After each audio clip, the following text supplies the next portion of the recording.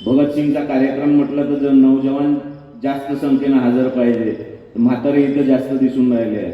म्हणजे नौजवान जे रक्त आहे जे थंड झालं आहे असा त्याचा अर्थ आहे, किंवा त्याची तळमळ त्याची सळसळ बंद झालेली आहे, किंवा अभ्यास करणं बंद झालं आहे, पुस्तकं वाचणं बंद झालं आहे. जे RSS हिंदू विश्व परिषद सांगते तेच समजून राहिलेलं आहे. जे RSS विश्व हिंदू परिषदेनं जे भांडणं लावलेले आहे, जे महात्मा गांधी यांना भगतसिंगाच्या विचारामध्ये काय फरक होता हे भांडणं जे लावलेले आहे त्याच्यात सफल झाले आहे असा त्याचा अर्थ आहे. हे अतिशय वाईट आहे. तुम्ही खूप चांगलं आज इथं व्याख्यान केलं, पण शेवटचं गाणं काढून टाका, माझी विनंती आहे तुम्हाला. ते ज्या खादीनं इथं देशासाठी स्वातंत्र्यासाठी लढे दिले त्या खादीच्या विरोधात आहे. ते एक भ्रम तयार करते आणि तो भ्रम RSS आणि विश्व हिंदू परिषद आणि BJP वाले पेरण्याचा अतिशय प्रयत्न आटोकाट काही वर्षापासून करून राहिले आणि त्याच्यात ते सफल होऊन राहिले असा त्याचा अर्थ आहे. हे नेते तर लायकीचेच नाही हो. याला खादीचं महत्व तरी माहित आहे का आताच्या नेत्याला? खादी कशासाठी घातली? देशाचा कपडा आपण घातला पाहिजे. मँचेस्टर वरून इम्पोर्ट झालेला कपडा नाही घातला पाहिजे, इंग्रजांना आणलेला कपडा नाही घातला पाहिजे.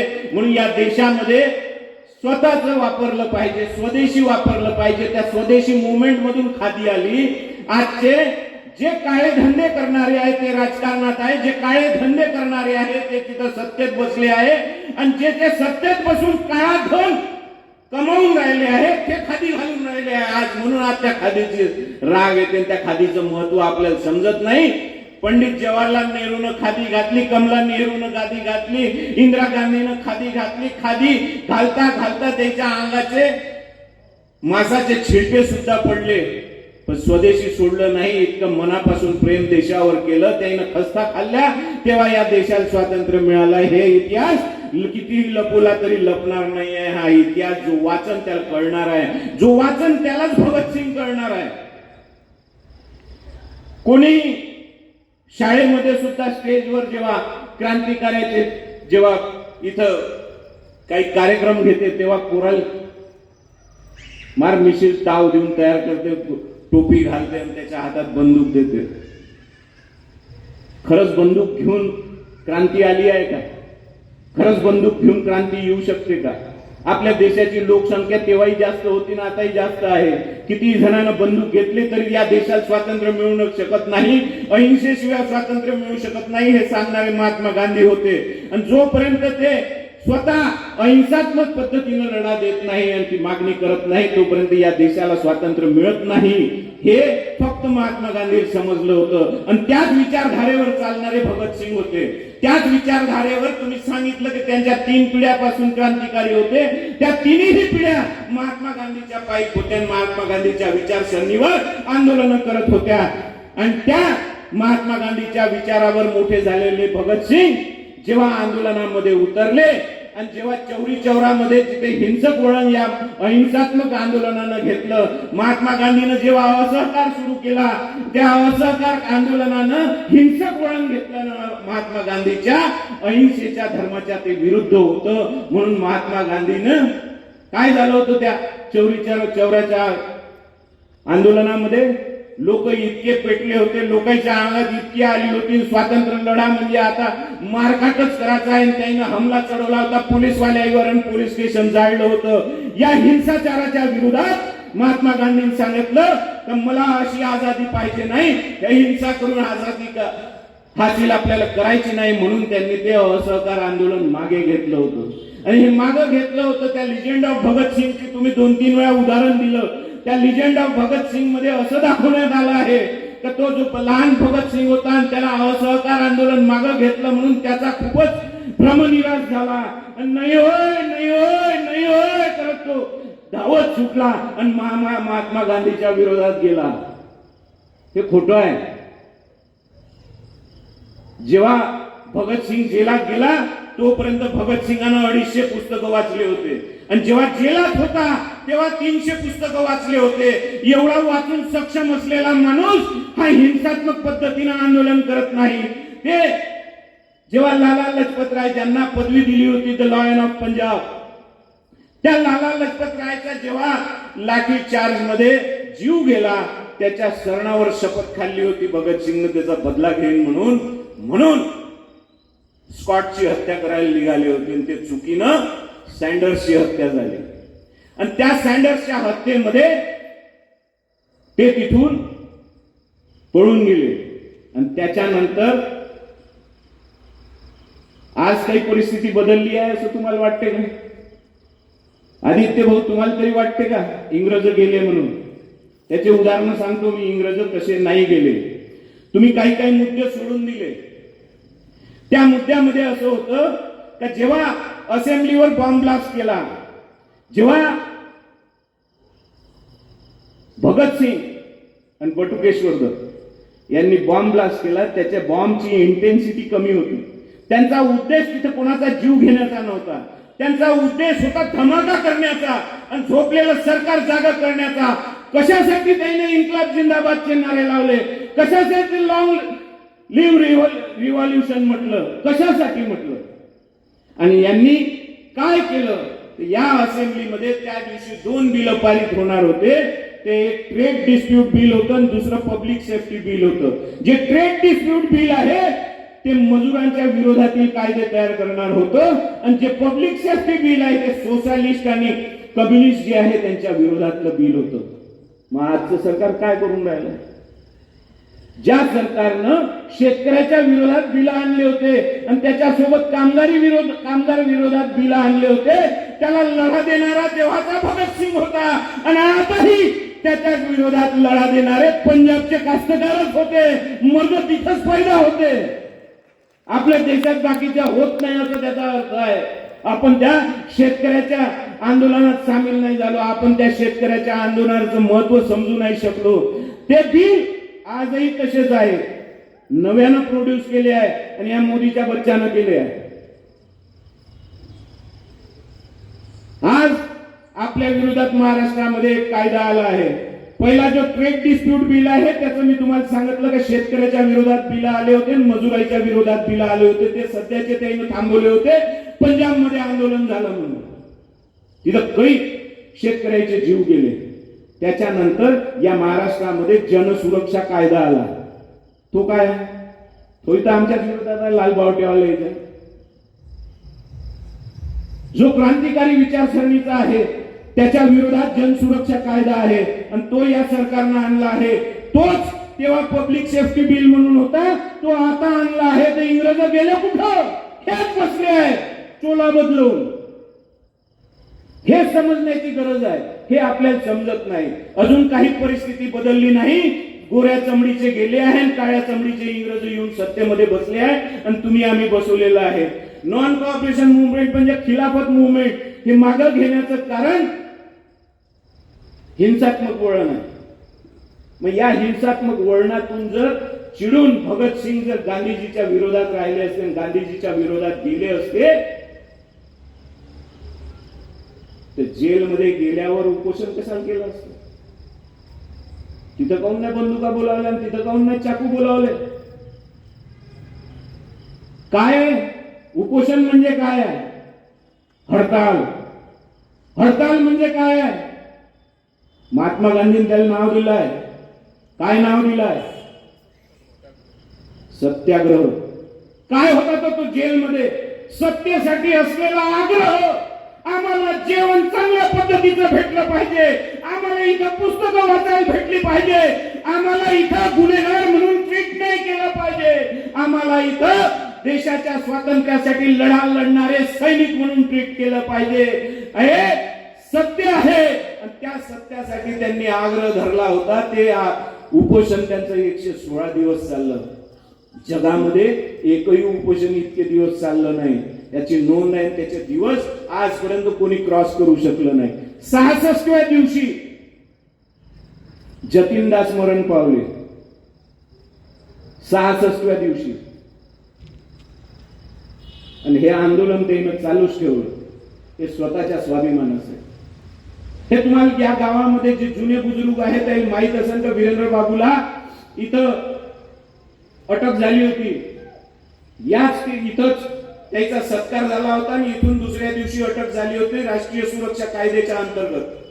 आणि त्याच राष्ट्रीय सुरक्षा कायद्याच्या अंतर्गत तिथं सेंट्रल जेलमध्ये टाकलं होतं. तिथं शरद जोशी होते, वीरेंद्र बाबू होते आणि तिथं सुद्धा याच पद्धतीचं आंदोलन झालं होतं. आणि तिथं सुद्धा मागणी होती का आम्हाला हे असे रोडग्या पोळ्या नाही पाहिजे, आम्हाला व्यवस्थित जेवण द्या आणि आम्हाला मानपानाचं इथं ट्रीटमेंट द्या. आम्ही काही गुन्हेगार कैदी नाही आहे, आम्ही काही खून करून इथं आलो नाही, आम्ही काही चोऱ्या करून इथं आलो नाही आहे. हा सत्याग्रह त्याने तेव्हा पाळला. तुम्ही जे आपल्या भाषणामध्ये सांगितलं की राहुल भाऊ जे बोलते ते भगतसिंगाचं विचार त्यांनी वाचले आहे म्हणून बोलते, तर हे मी माझ्या वडिलांपासून शिकलो. वडिलांनी भगतसिंग पूर्ण पाठ केला होता. जे मी नेहमी भाषणामध्ये म्हणतो का देवाचं अस्तित्व नाही आहे, जे मी नेहमी भाषणामध्ये म्हणतो का पुनर्जन्मात अर्थ नाही आहे, जे काही करायचं आहे याच जन्मात करायचं आहे, जे काही तुम्हाला नाव करायचं आहे ते याच जन्मात करायचं आहे, हे जे काही बोलतो हे भगतसिंगाचे विचारच आहे. दुसरं काहीच बोलत नाही. मी आपल्या हातचं काहीच लावत नाही किंवा मी एवढा थोर महात्माही नाही का मी त्या विचारापर्यंत पोहोचलो आहे. मी यांचे पुस्तकं वाचतो, जे सायंटिफिक असेल त्याच्यावर विश्वास ठेवतो. हे भगतसिंगांनाच नाही तर बाबासाहेबांनी सांगितलं आहे का विचार तुमचे सायंटिफिक असायला पाहिजे. दिन मत नाही तर नाही, दिन टाकणं अजून कोणाच्या फुलीत काही फरक नाही पडत. पण विचार मांडताना तुम्ही घाबरलं नाही पाहिजे. विचार मांडताना स्पष्ट विचार मांडले पाहिजे, स्पष्टच बोललं पाहिजे, जे खरं आहे तेच बोललं पाहिजे. आणि तेच अनेकाईला जमते खरं बोलणं, कारण त्याने इतिहास वाचला नाहीये. त्याचे या सगळ्या भ्रष्टाचारात आणि 2 नंबरच्या धंद्यात हात बरबटले आहे. अनेक जण म्हणते राहुल देशमुख भेट नाही, भेट काऊन नाही? देव पहिले. या शाळेत असताना मी एक खोड रबर चोरून आणला होता घरी एका पोराचा. आम्हाला तेव्हा खोड रबर भेटे नाही. धडाचे एक छान गुलाबी रंगाचा होता, सेंटेड होता, चेरी सारखा दिसत होता. तो मला आवडला म्हणून मी घेऊन आलो घरी. आई समजलं का हे कसा काय खोड रबर आणला म्हणून. आईनं विचारलं म्हणून म्हटलं त्या पोराचा आवडला तो घेऊन आलो. म्हणजे हे घेऊन येणं नाहीये. त्या दिवशी मी पहिल्यांदा मार खाल्ला आईचा. त्याच्यानंतर पुन्हा आईचा मारही नाही खाल्ला. तेव्हा आईने सांगितलं का ज्याले कर नाही त्याले डर नाही. जो 2 नंबरचे धंदे करणार नाही तो कोणाच्याच बापाला कधीच घेणार नाही. म्हणून 2 नंबरचे धंदे करायचे नाही, भ्रष्टाचार करायचा नाही. कोणाचाही किती 30 मार्का कोणताही लीडर येऊ दे आणि काहीही ईडीचे छापे टाकू दे आणि एसबी सीबीआयचे छापे टाकू दे, काही फरक पडत नाही. हे घडलंय भगतसिंग सोबत. भगतसिंगने जेव्हा बॉम्ब फेकले आणि बॉम्ब मध्ये त्यांची अटक झाली आणि जे हवेमध्ये फायर केलं, ती सँडर्सवर बंदूक चालवली होती, तीच बंदूक त्याच्या हातात होती, ती बंदूक पोलिसांना सरेंडर केली म्हणून त्याच्यावर दुसरी केस चालली सँडर्सच्या मर्डरची. म्हणून भगतसिंग फसले, नाही तर भगतसिंग तेव्हाही फसत नव्हते. काही इतिहासामध्ये खोडतोड करण्यात येते, काही खोटं सांगण्यात येते, जे तुमच्याही बोलण्यातून काही वेळा दिसलं मला. ते चंद्रशेखर आझाद स्वतःच्या गोळीने मेले, नाही मेले, इंग्रजाईच्या गोळीने मेले. हे खोटं सांगण्यात आलं आहे, खोटं बोलण्यात आलं आहे. याच्यात हिरोइझम आला पाहिजे, त्याचं काहीतरी छाप पडली पाहिजे असं सांगण्यात येते आणि अशा काल्पनिक स्टोऱ्या बनवण्यात येते. त्याचे जर पोस्टमॉर्टम रिपोर्ट वाचले तर पोस्टमॉर्टमच्या वेळी त्यांच्या खिशामध्ये 6 गोळ्या होत्या. म्हणजे ती लागली ती शेवटची गोळी नव्हती. सांगण्यात आपल्याला येते की एक गोळी होती, ती इंग्रजाची मला खायची नाही म्हणून मी ती स्वतः मारून घेतली, हे सांगण्यात येते. हे तथ्य नाही आहे त्याच्यामध्ये. पोस्टमॉर्टम रिपोर्ट मध्ये त्याच्या खिशामध्ये 6 गोळ्या अजून बाकी होत्या. सगळ्यात पहिले तुम्हाला आठवत असेल, सिनेमा पाहिला त्याच्यातही आठवत असेल, त्यात तो राईट हँड मध्ये बंदूक घेऊन गोळीबार करत होता चंद्रशेखर आझाद. तो राईटी होता, राईटीनं गोळीबार करत होता. सगळ्यात पहिली गोळी पायात लागली आणि दुसरी गोळी हातावर लागली. हा हात जखमी झाला, गोळी चालवता येत नाही म्हणून डाव्या हातानं गोळ्या चालवल्या आणि डाव्या हातानं तो लढत राहिला इंग्रजाई सोबत. आणि जेव्हा तो मेला तर त्याची गोळी डावा जर हात सुरू होता तर त्याची गोळी इथं लागायला पाहिजे होती, इथं नाही.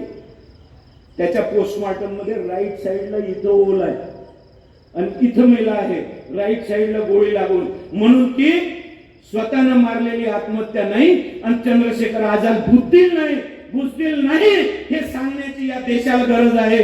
हे बुजदिल आहे हे सांगण्याचे प्रयत्न आहे. अशा प्रकारे शेवटची गोळी मारून घेतली म्हणून. पण हे सगळे कागदी पुरावे आहेत. या कागदी पुराव्यामध्ये हे सिद्ध होते का ही गोळी तिकडून आलेली लागली आहे. बेछूट गोळीबार होता, त्यांचाही होता आणि यांचाही होता. यांचा जो गोळीबार होता हा 6 फुटापर्यंतच होता हाईटनं, कारण सँडर्स 6 फुटाच्या खाली होता. सँडर्स नाही, ते गोळ्या मारणारे जे इंग्रज ऑफिसर्स तिथं आले होते ते गोळ्या मारणारे 6 फुटाचे होते म्हणून याच्या फायरिंग. तिथं टीम जास्त होती, पोलीसवाले जास्त होते म्हणून 10-10 फुटापर्यंत झाडावर गोळ्या लागल्या होत्या. हे तिथची नोंद आहे. नोंदा तुम्ही मिटवू शकत नाही, नोंदा तुम्ही खोट्या ठरवू शकत नाही. हे अनेक जणांच्या सांगण्यात आलेलं आहे. आणि हे एक अजून तुम्ही सांगताना विसरले किंवा वेळ कमी होता म्हणून सोडलं. तर हे भगत सिंगाला कोर्टामध्ये फाशी झाली 24 तारखेची, उद्याची फाशी ठरली, उद्याची फाशीची शिक्षा झाली. याच्यामध्ये अटोकाट प्रयत्न झाले. याच्यामध्ये केस प्रोलॉंग नाही झाली पाहिजे म्हणून स्पीडी डिस्पोजल होण्यासाठी स्पेशल ट्रिब्युनल बसवण्यात आलं. त्याच्या आधी एक कायदा घाईनं पास करण्यात आला. तो कायदा असा पास करण्यात आला का हे जे यांचं आंदोलन उपोषणाचं सुरू होतं त्याच्यामुळे त्याच्या तब्येती खालावल्या होत्या आणि भगतसिंग आणि त्याचे साथीदार कोर्टामध्ये पेश होऊ शकत नव्हते. म्हणून हे टाइम किलिंग सुरू आहे म्हणून वेगळं ट्रिब्युनल बसवलं पाहिजे आणि तिथं कायदा पास करण्यात आला का ज्याच्यावर केस सुरू आहे त्यानं कोर्टात हजर नाही राहिलं तरी त्याच्यावर सुनावणी घेता येईल म्हणून. हे घडलं. आठवते का कुठं घडलंय असं? आठवते? नाही आठवत? इलेक्शन कमिशनचं नाही आठवत? इलेक्शन कमिशनचा विरोधकातला माणूस काढून घेतला, सुप्रीम कोर्टाच्या जजलाही काढून घेतलं. आठवते का नाही आठवत? म्हणजे आपल्या सोयीनं कायदे बदलते. हे सत्ताही आता ते आपल्या सोयीनं कायदे बदलणं सुरू आहे. हे आपल्या सोयीचे कायदे लावणं सुरू आहे. मग याच्यात आणि इंग्रजात फरक काय? मग हे क्रांती आली पाहिजे का नाही आली पाहिजे? आणि इन्कलाब जिंदाबाद म्हटलं पाहिजे का नाही म्हटलं पाहिजे? आणि हे क्रांती अभ्यास केल्याशिवाय येत नाही. तुम्ही तुलना जेव्हा करू शकता, जेव्हा तुमचा इतिहास तुम्हाला माहित असेल तेव्हाच तुम्ही आताच्या वर्तमानासोबत त्याची तुलना करा, तेव्हाच या देशाच्या भविष्याचा विचार करा. जोपर्यंत तुम्हाला इतिहास माहित नाही, जोपर्यंत तुम्ही वर्तमानाशी त्याची तुलना करू शकत नाही, तोपर्यंत तुम्ही या देशाचं भवितव्य ठरवू शकत नाही. म्हणून इतिहास व्यवस्थित वाचला पाहिजे. बंगा गावामध्ये जन्म घेतला. तुम्हाला आश्चर्य वाटेल, बंगा गाव हे आजच्या पाकिस्तानमध्ये आहे. म्हणून मॅच मध्ये आपण पाकिस्तानच्या विरोधात राहतो आणि तिथेही ज्यांना जीव दिलेले आहे, जे लाला लजपत राय होते ते त्याच तिकडच्या पंजाब मधले. पंजाबच्या फाळणीमध्ये 2 तुकडे झाले. अर्ध पंजाब तिकडे गेलं, अर्ध पंजाब इकडे आहे. तिथं पूर्णच मुसलमान आहे असं नाही. पंजाबी आहे म्हणजे तिथेही हिंदू आहे. सेम परिस्थिती इथंही आहे. म्हणून जाती धर्माचे भांडण न करता प्रेमानं राहिलं पाहिजे आणि कोणाचा इतकाही द्वेष नाही केला पाहिजे का त्याची फाळणी झाली तो देश वेगळा झाला म्हणून पाकिस्तानचा आपण राग केला पाहिजे. त्याच्या विदेशी नीत्या चुकत असेल तर जरूर राग केला पाहिजे. आपल्यावर हमले करत असेल तर जरूर राग केला पाहिजे. आपल्या देशावर आतंकी हमले करत असेल तर जरूर त्याचा राग केला पाहिजे, विरोध केला पाहिजे. पण मॅच जर सुरू असेल तर त्याच्यात राग नाही केला पाहिजे. जो खेळाडू चांगला असेल त्याची तारीफच केली पाहिजे. तो आपल्या देशातला असो का त्या देशातला असो. हेच भगतसिंगची विचारसरणी आहे. भगतसिंगची विचारसरणी जर भगतसिंगचा इतिहास जर तुम्ही वाचला आणि त्यांचे पत्र व्यवहार जर वाचले तर भगतसिंग कोणत्या विचाराचे होते हे तुम्हाला सगळ्यात पहिले समजून तर ते नास्तिक होते. दुसरी गोष्ट तुमच्या लक्षात येईल का देश हे त्याची बाउंड्री नव्हती. त्याने इकॉनॉमिक्स वाचलं होतं. त्याचं असं म्हणणं होतं का या जगालाच बाउंड्री नाही पाहिजे, इथं सैन्यच नाही पाहिजे, एकच राष्ट्र पाहिजे, एकच राष्ट्र असायला पाहिजे, याचे लढाई झगडे व्हायला नाही पाहिजे. या विचारसरणीचे भगतसिंग होते. हे कोणी सांगताना दिसतच नाही, हे कोणी वाचलंच नाही, त्याला दिसणार कसं? भगतसिंग किती परफेक्ट होते आयडिओलॉजिकली. अजून एक सांगायचं, लोहे साहेब तुम्ही विसरले का जेव्हा भगतसिंगाला फाशी झाली तेव्हा शेवटचं पत्र त्या भगतसिंगानं आपल्या बापाला लिहिलं, किशन सिंगानं. काय लिहिलं त्या पत्रामध्ये? महात्मा गांधीची चळवळ चालू राहिली पाहिजे, महात्मा गांधी विसरता तुम्ही कामा नाही, आपल्या देशासाठी जे काही घडणार आहे ते महात्मा गांधींमुळेच घडणार आहे. त्या पत्रातले शेवटचे वाक्य आहे. म्हणून भगतसिंग म्हणते आजाद क्रांति जो होती है विचारों की शान पर होती है. या गोष्टी आपण समजून घेण्याची गरज आहे. आपल्याला इतिहास माहित नाही, त्याचे पत्र आपण वाचत नाही, इतिहासाची जाण नाही, आपलं वैचारिक आपण तेवढे पुढं किंवा सक्षम झालो नाही. आणि जो झाला आहे त्याला शहाणपणा सांगण्याचं फक्त गोष्ट करतो. नाही राहुल भाऊ तुमचं हे चुकते, तुम्ही की नाही महादेवा गिवाचं बोलत नका, तुम्ही की नाही देवासंबंधी नका बोलत. काऊन नाही बोलत? वाचान तर तुम्ही तेच बोला जे मी बोलतो. तुम्ही जर बाबासाहेब वाचला, तुम्ही जर भगतसिंग वाचला, तर मी जे बोलतो तेच तुम्ही बोलणार. वाचतच नाही. आता मगाशी घरी बसलो होतो तर अनुप चौरगडे मला विचारत होता का महात्मा गांधींनी त्यांना वाचवायचे प्रयत्न का नाही केले? 4 वेळा केले. 4 वेळा इरविन सोबत भेटले. व्हाईसराय होते इरविन सोबत भेटले. इरविनला विनंती केली की त्यांना सोडा, त्यांना फाशी वगैरे देऊ नका, ते देशाच्या क्रांतीसाठी ते रस्त्यावर उतरलेले या देशाचे सैनिक आहेत, त्यांना फाशी नाही झाली पाहिजे. हे 4 वेळा प्रयत्न केले. बदमाश असे होते का कायदे बदलले, स्पीडी डिस्पोजल होण्यासाठी कायदे बदलून सुनावण्या घेतल्या. त्या सुनावण्यामध्ये हे जे कायदे बदलवून राहिले ना, हे जे तिथं गुन्हेगार हजर नाही झाले तरी त्यांच्यावर केस चालन, हे जे कायदा पास केला याचा विरोधक कोण होता? सगळ्यात पहिले कोर्टामध्ये विरोध करणारा माणूस कोण होता माहिती आहे? जिन्नानं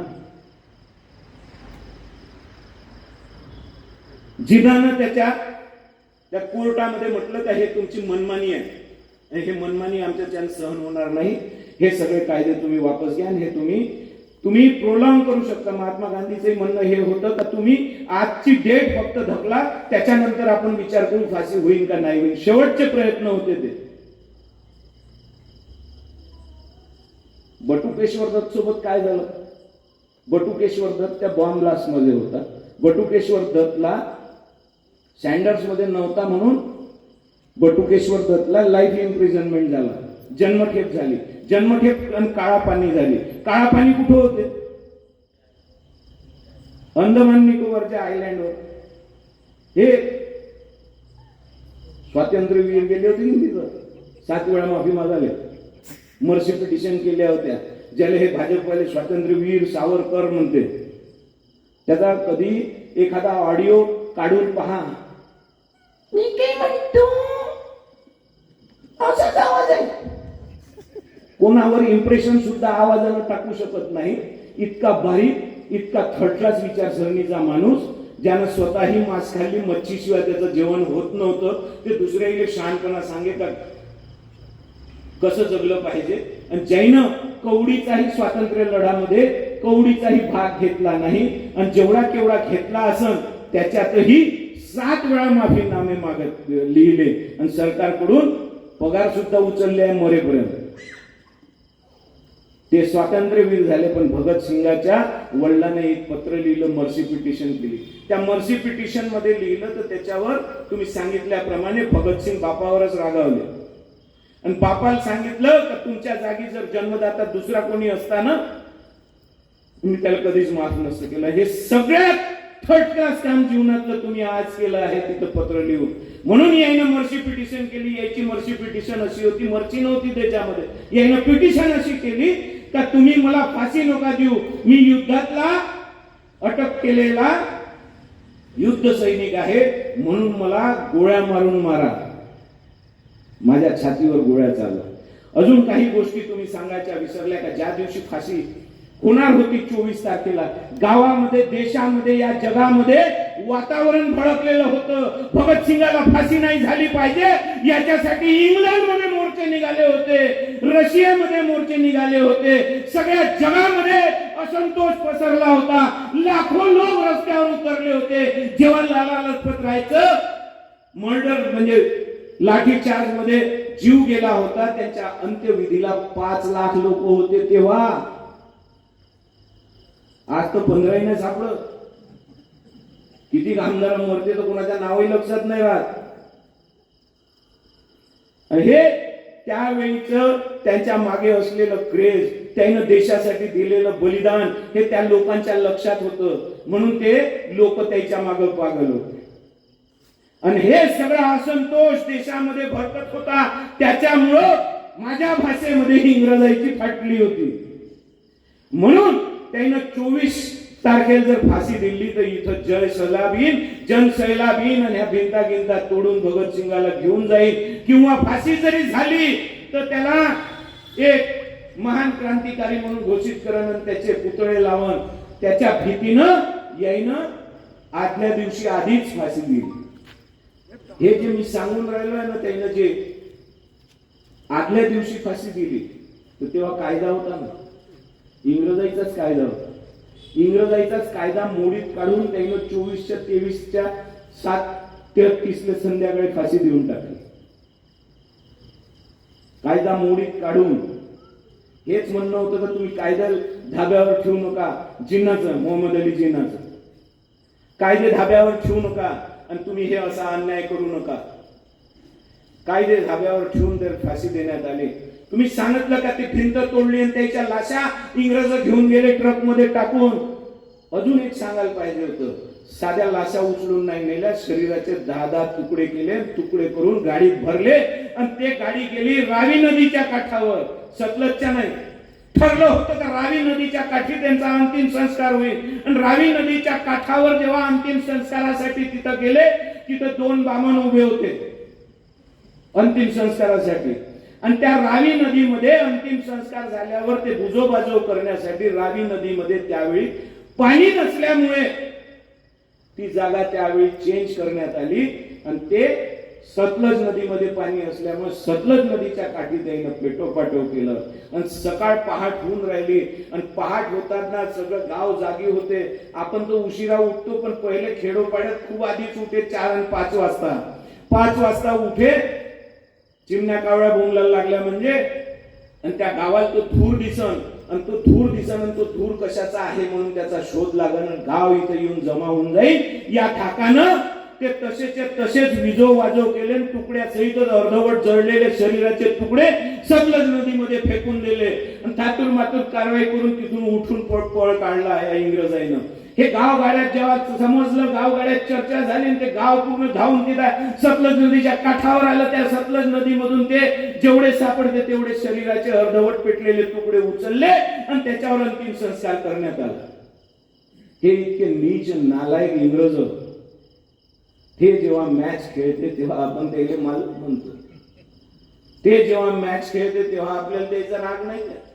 इंग्लंड हारलं पाहिजे हे नाही वाटत, पाकिस्तान हारलं पाहिजे असं वाटते. ज्यानं अर्ध्या आपल्या हिंदुस्थानाच्या स्वातंत्र्य लढ्यामध्ये ज्यांना साथ दिला, जे पाकिस्तान बनाचंच होतं, पूर्ण हिंदुस्थानच होतं तेव्हा. हे फाळणीनंतर झालं. भगतसिंगाच्या विचारानंच फक्त क्रांती आली, भगतसिंगाच्या विचारानंच इथं स्वातंत्र्य भेटलं.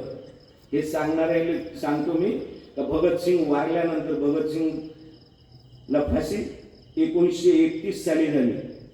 त्याच्या 16 वर्षानंतर 1947 मध्ये या देशाला स्वातंत्र्य होईल. भगतसिंगामुळे भेटलं.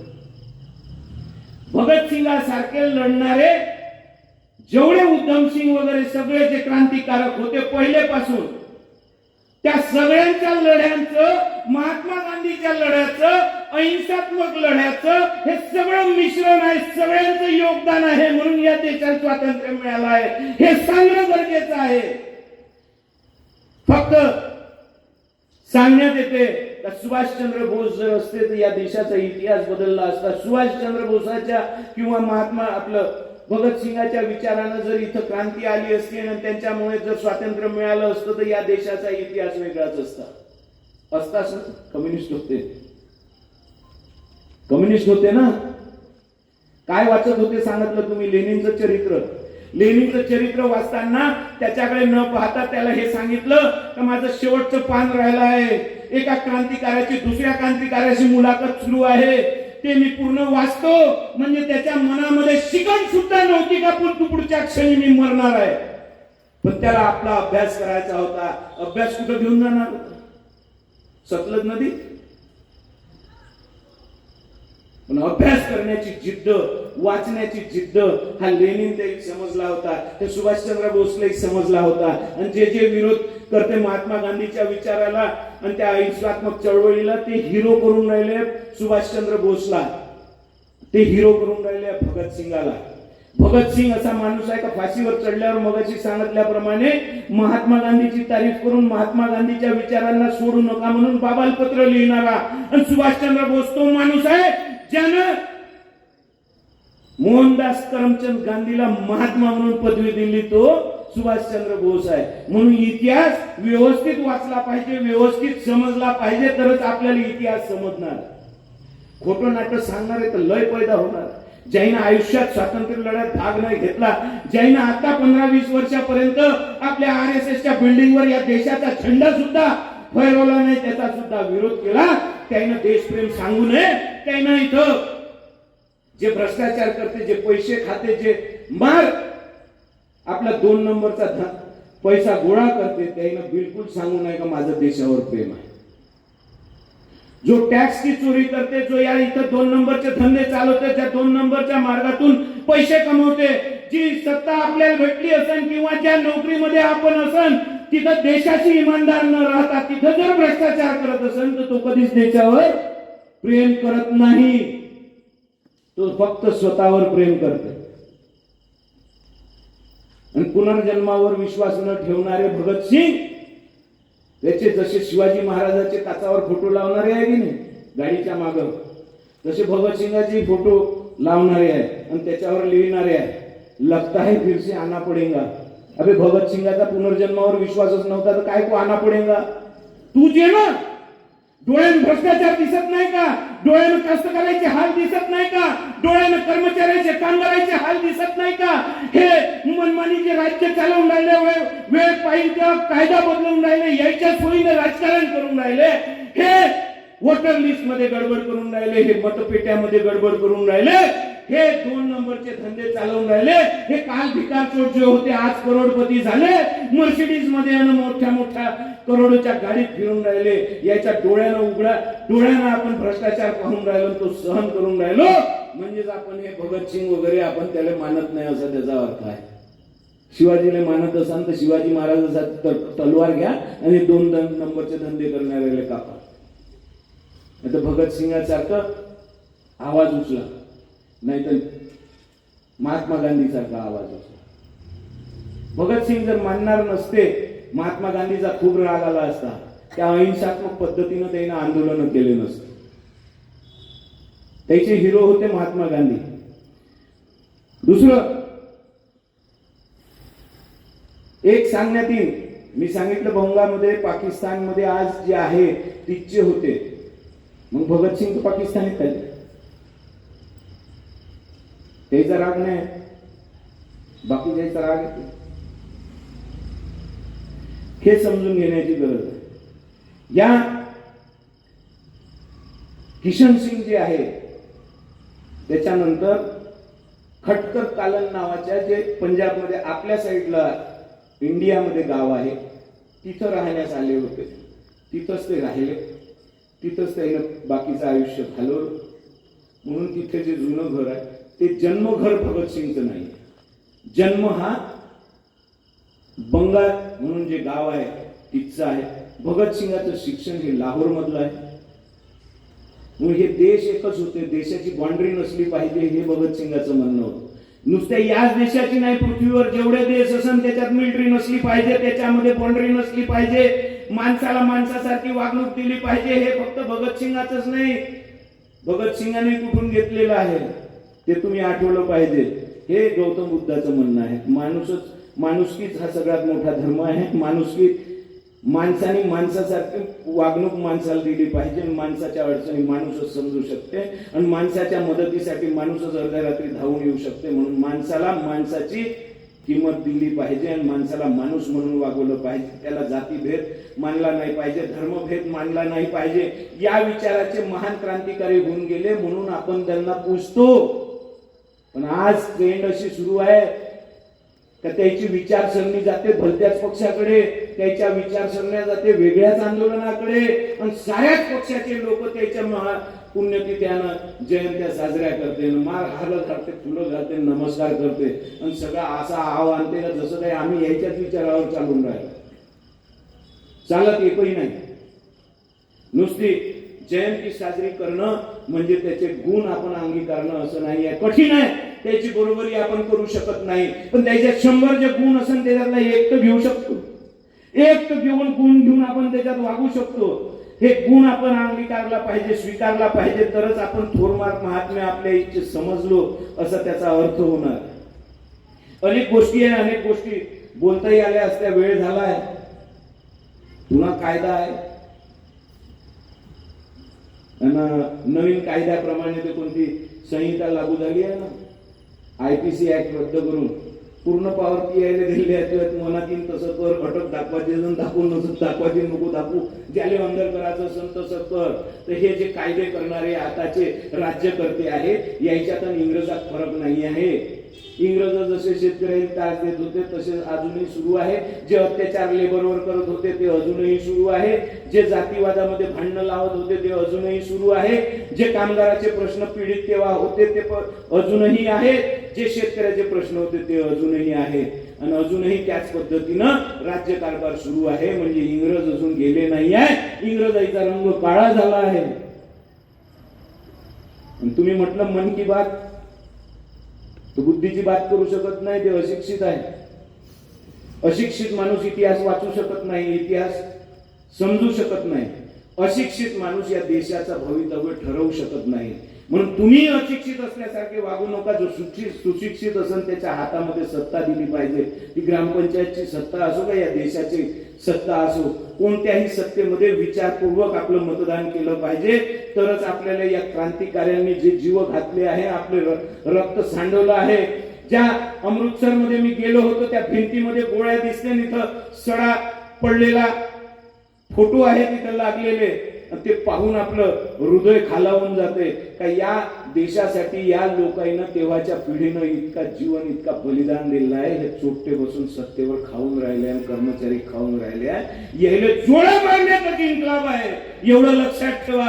आणि उद्याची क्रांती तुम्ही घडवू शकता. तुमच्या हाती या देशाची मशाल आहे. ही क्रांतीची मशाल जेव्हा आपण हातात घेऊन निघू आणि इमानदारीने या भ्रष्टाचाराच्या विरुद्ध लढू तरच तुम्हाला इन्कलाब समजलेला आहे.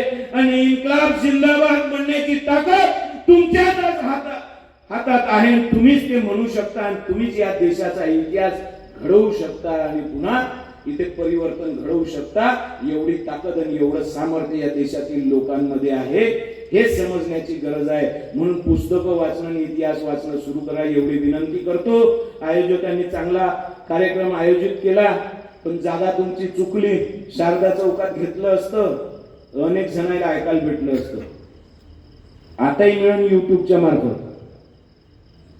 पण समोरासमोर ऐकणं युट्यूबवर ऐकणं याच्यात फरक पडते. समोरासमोर ऐकलं तर आपल्यालाही समजते कोणाच्या डोक्यात चाललं आहे का नाही चाललं आहे, का आपणच बोर करून राहिलो आहे आणि तो जबरदस्तीने ऐकून राहिला आहे. तर हे वास्तविक जे आहे ते सांगण्याची गरज होती. म्हणून हे असे कार्यक्रम झाले पाहिजे. इतिहास सांगितला पाहिजे. महात्मा गांधीचा सुद्धा सांगितला पाहिजे, बाबासाहेबांचा सुद्धा सांगितला पाहिजे, अण्णाभाऊ साठेचा सुद्धा सांगितला पाहिजे. ज्या महात्मा फुले आणि सावित्रीबाई फुलेने इथं शिक्षणाची चळवळ चालवली, ज्यानं जातीभेद धर्मभेद नष्ट करण्याचा प्रयत्न केला. ज्या ज्योतिबा फुलेनं रायगडावरची शिवाजी महाराजाची समाधी शोधून काढली, तेव्हा शिवाजी महाराजाचा इतिहास शोधून काढला, तेव्हा शिवाजी महाराज खऱ्या अर्थानं कशा पद्धतीचा माणूस होता हे जगाच्या समोर आणलं. त्या महात्मा फुल्यावर चिखल फेकणारे हे तेव्हाचे भट ब्राह्मण, हे आज तेव्हाचे विश्व हिंदू परिषद किंवा त्या हिंदू महासभा किंवा आता ते RSS किंवा आताची बीजेपी, हे सगळे सारख्या विचारसरणीचे आहे आणि त्याच्यामध्ये जाऊन बसले आपल्या बहुजनांचे पाईक. आणि हे सत्तापिपासू लोक जे तिथे बसलेले आहे हे तुमच्या आमच्या उद्धारासाठी, हे क्रांती करण्यासाठी किंवा या थोर पुरुषांना श्रद्धांजली वाहण्यासाठी नाही, हे स्वतःची कमाई करण्यासाठी गेले आहे. आम्हाला येते चान्सेस, आम्हाला येते ऑफर, आम्हाला पैशाच्या ऑफर येते, आम्हाला सत्तेच्या ऑफर येते, आम्हाला मोठ्या पदाच्या ऑफर येते. आम्ही जात नाही, आम्ही त्याला लाथ मारतो, कारण आम्ही पुस्तकं वाचले आहे, आम्ही विचारसरणीनं पक्के आहोत. जो विचारसरणीनं पक्का असते त्याला बर्फाच्या लादीवर जरी झोपवलं, काड्या जरी मारल्या तरी 23 वर्षाचा असेल तरी त्याची हिंमत तुटत नाही, कारण त्याची बुद्धी जागृत असते आणि बुद्धीनं तो पक्का असते, म्हणून तो हालत नाही, डोलत नाही. नाही ते इथे येऊन झालं ना बाबा, कोणाला पैसे खाणं सुरू, तशी सत्ता पुन्हा पुन्हा नाही भेटत, आपण पार्टीसाठी खा लागते, पुन्हा नाही येणार बरं असा चान्स. कोण समजावते? आपलेच कार्यकर्ते.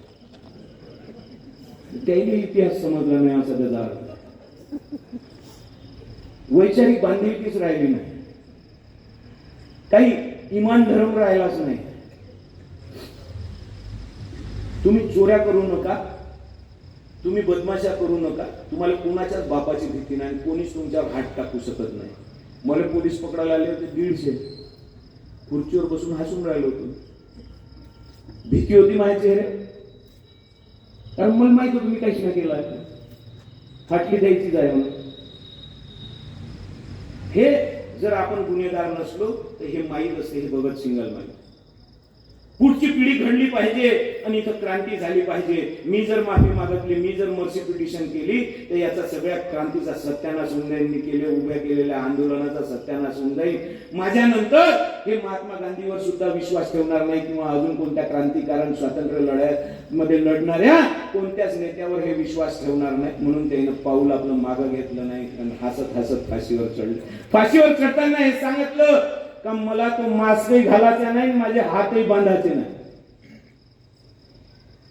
एवढा हिंमतवान राहते का कोणी? हे सांगणारा 23 वर्षाचा पोरगा, त्याचे हात बांधले नाही पण बुरखा टाकला. आणि त्याच्यानंतर काय झालं ते सगळंच आदित्य भाऊ आपल्या भाषणामध्ये बोलले, काही राहिलं सुरलं, मी सुद्धा बोललो. तर हे जे स्वातंत्र्यवीर आजचे सांगितलेले आहे भेगाड, ते बटुकेश्वर दत्त करू शकत होते मर्सी पिटिशन तिथून. त्यानं 14 वर्ष जेल भोगला, तिथंच राहिले, पण एकही पत्र इंग्रजाच्या सरकारने लिहिलं नाही का मला माफ कर म्हणून. यायनं 7-7 वेळा लिहिलं आणि पेन्शनही उचलली आणि ते आज स्वातंत्र्यवीर झाले हे म्हणते म्हणून. आज शाळेत बसलो होतो, तो कोणता उपाध्याय नाही ना रे, भाजप पक्ष स्थापन करणारा दीनदयाल उपाध्याय, त्याचा फोटो लागलाय. मी नगराध्यक्ष असताना भाजपची सरकार होती, भाजपनं पत्र पाठवलं होतं का तुम्हाला आता दीनदयाल उपाध्यायाची जयंती साजरी करावी लागेल, म्हणून मी चीफ सेक्रेटरी ऑफ महाराष्ट्र पत्र लिहिलं होतं. तर यानं कोणता निवाड पाडला आहे, यानं स्वातंत्र्य लढ्यासाठी काय केलं आहे, यानं देशासाठी काय झटलं आहे, याचा इतिहास काय आहे, याच्या नावापलीकडे मला याचं काहीच माहित नाही आहे, यानं देशासाठी काय दान दिलं आहे. त्याच्यामुळे तुम्ही याचं महात्म्य आम्हाला समजावून सांगा, म्हणजे आम्ही याची जयंती साजरी करू. नेहरूच्या सरकारमध्ये निवडून आला, नेहरूच्या सरकारमध्ये मंत्री झाला, यानं भाजप पक्षाची स्थापना केली, झाले हे महान. 7 वेळा माफी मागणारे स्वातंत्र्यवीर सावरकर झाले, भेगाड नंबर 1 चे. हे सत्य काय आहे हे समजून घेण्याची गरज आहे. जोपर्यंत तुम्ही इतिहास व्यवस्थित वाचत नाही तोपर्यंत सत्य समजत नाही. म्हणून सत्य जर पाहायचं असेल तर इतिहास वाचला पाहिजे. इतिहास कोणतीही पुस्तकं नका वाचू, पुस्तकात खोटं नाटक लिहिलं आहे, इतिहासाचे प्रूफ्स असते. कोणाला पत्र लिहिलं, कोणाची काय संपर्क साधला, व्हाईसरायनं तेव्हा काय लिहून ठेवलं, बखरीमध्ये तेव्हाच्या महाराजाच्या वेळी काय काय लिहिलं होतं, हा इतिहास आहे, या नोंदी आहे. त्या नोंदी खोट्या कशा आहे, खऱ्या कशा आहे, या तुलना करून समजत असते. जेव्हा शिवाजी महाराजांच्या मृत्यूचं गुढ उलगडत नाही, तेव्हा ज्या ज्या वेगवेगळ्या बखरी आहे त्याच्यामध्ये जर आपण पाहिलं तर ते रोगाने मरण पावले असं समोर येते. काही ठिकाणी ब्राह्मणांनी जहर दिलं म्हणून समोर येते, काही ठिकाणी त्यांच्याच पत्नीनं जहर दिलं म्हणून समजते राजारामाला गादीवर बसवासाठी. आणि हे खोटं कसं आहे, याच्यातलं खरं काय आहे, याच्यात रिपीटेड कुठं काय काय झालेलं आहे, हे बखरीमध्ये जैन लिहिलेलं आहे. त्याच्यामधून तुलना करून समजते. जोपर्यंत आपण ते वाचत नाही, तो अभ्यास करत नाही, तोपर्यंत आपल्याला त्याचा तफावत, त्याची फरक, इतिहास वाचण्याची सुद्धा पद्धत आहे, ते वाचता आला पाहिजे, समजला पाहिजे. पुस्तक तर कोणीही लिहिते, धीरूभाई अंबानी पुस्तक लिहिते, कोणीही लिहिते आजकाल पुस्तक. हिरो सुद्धा पुस्तक लिहिते, धर्मेंद्रने लिहिले आहे त्याचं चरित्र, किती बायका केल्या आणि काय केलं आणि सारं लिहिलं असं. ऋषी कपूरने लिहिलं. कोणाचं वाचलं पाहिजे आत्मचरित्र, कोण खरं लिहू शकतो, कोण या देशासाठी काही झटलं आहे, काही इथं क्रांती घडवली आहे, त्याची विचारसरणी कशी आहे, तो इतिहास कसा आहे, ते समजून घेण्याची गरज आहे. ही काळाची गरज आहे. जोपर्यंत तुम्ही अभ्यास करत नाही, पुढची पिढी तुम्ही घडवू शकत नाही. पुढची पिढी जोपर्यंत घडत नाही तोपर्यंत असाच अंधार या देशामध्ये माजला राहणार आहे. इंग्रज गेले, हे काळे इंग्रज आले, अजून कोणते निळे इंग्रज येईल. इंग्रजाची सत्ता या देशातून जाणार नाही जोपर्यंत तुम्ही अशिक्षित आहे. एवढंच मला बोलायचं होतं, मला बोलू दिलं त्याबद्दल आयोजकांचे धन्यवाद. आणि आजचा कार्यक्रम खूप छान झाला असं अध्यक्ष म्हणून मी घोषित करतो. आणि तुम्हाला विनंती करतो का त्याच्यात ते जे शेवटचं गाणं आहे त्याच्यात खादीवाले कोणते याचं स्पष्टीकरण जर देऊन टाकलं तर एकदम एवन आहे. धन्यवाद.